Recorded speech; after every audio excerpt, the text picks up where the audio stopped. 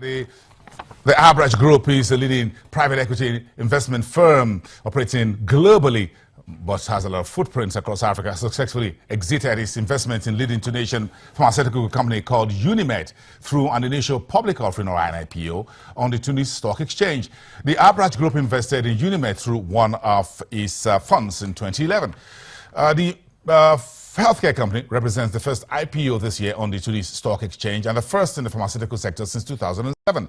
The IPO was priced at 11.8 Tunisian dinars per share. That implies a market cap of about 300 million dinars, approximately $150 million. The IPO was oversubscribed by about 32.6%. That's the highest on the Tunisian Stock Exchange. Now let's go on to the African Export-Import Bank, seeking to raise around $3 billion in 2016 via Eurobonds, via syndications and bilateral and institutional lending in order to finance its operating activities. The president of the bank, Benedict Oke-Orama, said the Cairo-based lender would aim to issue a Eurobond at the middle of 2016, subject, however, to market conditions, though he did not disclose how much it would seek to raise via the Eurobond. The local currency bonds will be issued during the last quarter of the year for an amount not expected to exceed about $200 million. Afrexim would also seek to increase deposits from the central banks of member countries to between $10 billion from $3 billion currently. Afrexim is a multilateral organization with a mandate to help African countries overcome difficulties with financing and developing trade. Now, a new report from Lagos-based financial derivatives company projecting Nigeria's headline inflation will spike to 13.2% in April. That will be 0.4% higher than that of March at 12.8%. If that happens, that will be the fourth consecutive monthly increase in inflation rate for Africa's largest economy in 2016. Joining us to make a bit of a sense of the forecast, inflation reading is expected to be announced later next week, is Augustine Owunali. He is one of the research analysts. Thank you very much for coming. Thank you, Bosun. Yeah. So, how did we arrive at this outlook? Okay, yes. The rise in inflation is caused by several factors. But before I go into that, let's do a trend analysis of inflation in 2015 and 2016. In 2015, most of the increases we saw were about 0.1%, 0.2%, moderate increases. But right now, since February 2016, we've been seeing increases of about 1.4%. So the difference between 2015 and 2016 right now is the lingering fuel scarcity, foreign exchange shortage, and poor power supply, and producers are actually taking advantage of this to increase prices of goods, and let's remember that that inflation is a year-on-year increases on prices of goods and services. So we're actually comparing prices right now with prices over, a year ago, exactly a year ago. So yeah, in 2015, and in 2015, power supply was not this bad, and also we didn't have this much uncertainty, uncertainty in the foreign exchange market, and we didn't have this much fuel scarcity. So and also, like in our retail study across supermarkets, we noticed that shelves are thinning out, and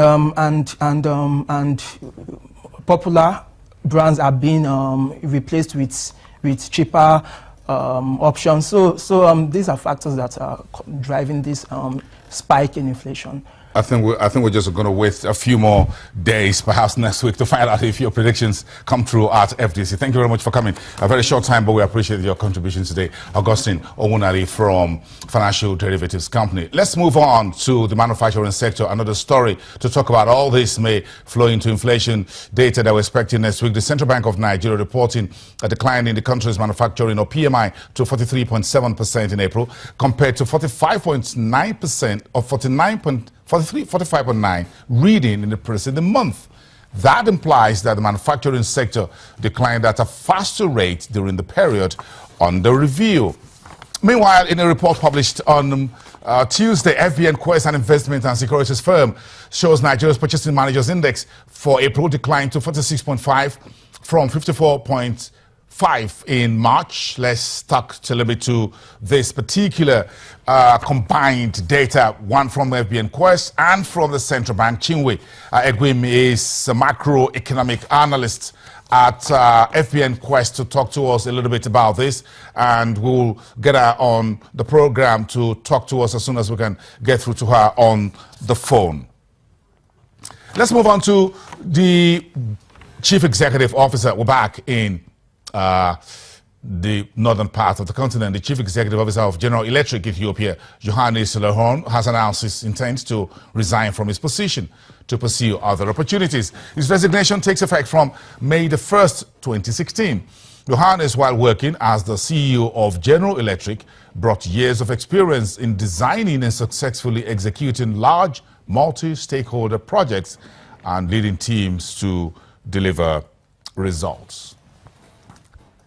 Let's stick with the northern part of the continent. Interesting story here. A small company in Cairo has been turning agricultural waste into paper pulp. Now, this move is to help avoid the environmental hazards that result from the burning of rice straw, which experts estimate produces around 80,000 tons of carbon dioxide each year, reducing the footprint. In a tucked-away corner of Cairo, a small NGO is working away at a quest to reduce pollution while improving the lives of people who have limited opportunities in Egyptian society. Launched in 2005, El Nafiza for Contemporary Art and Development has innovated a way to convert rice straw into high-quality paper products that can be sold to stationery enthusiasts. Officially registered as an NGO 2 years after it got off the ground, El Nafiza hires deaf-mute workers to help improve the lives of disabled people in the country. We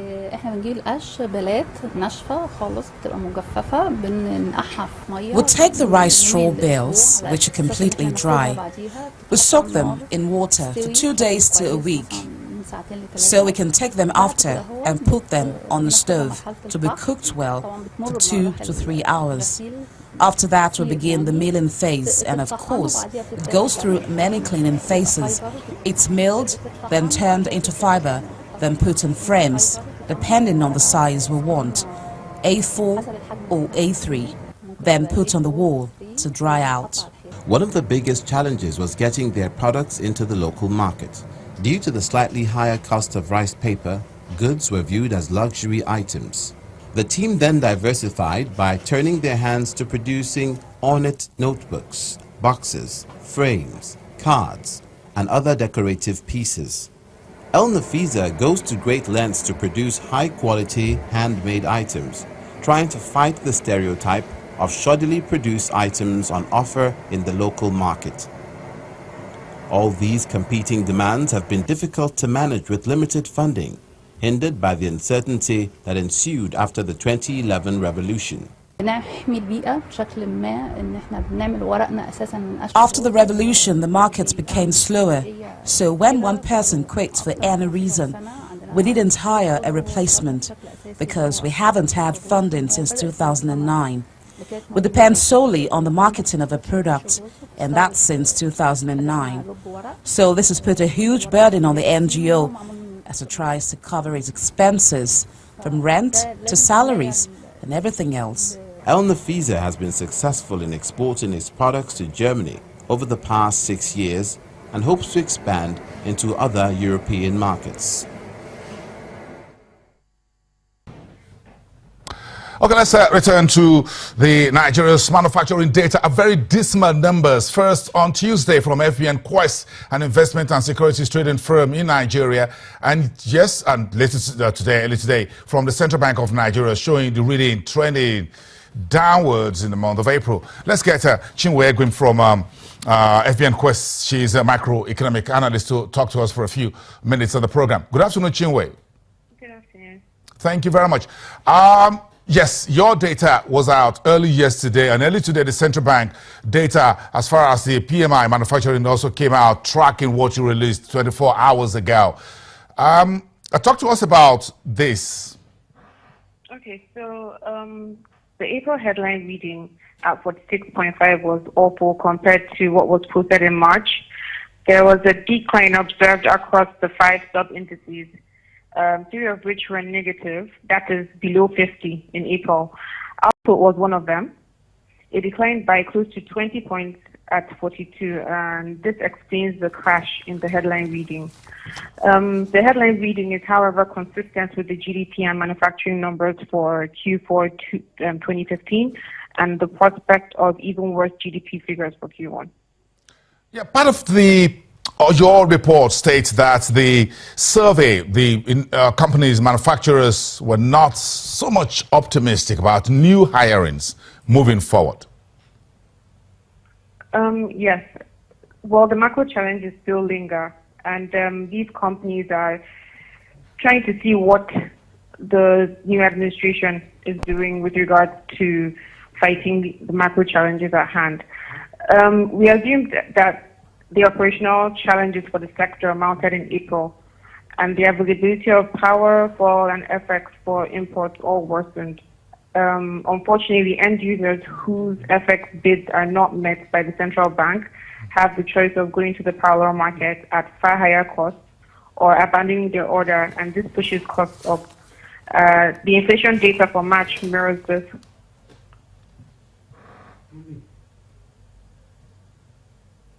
Chinwe.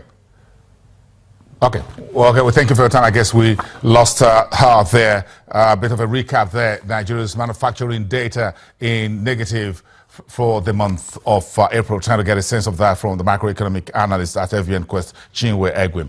Today is the third trading day of the week. Let's get a sense of the markets after the break.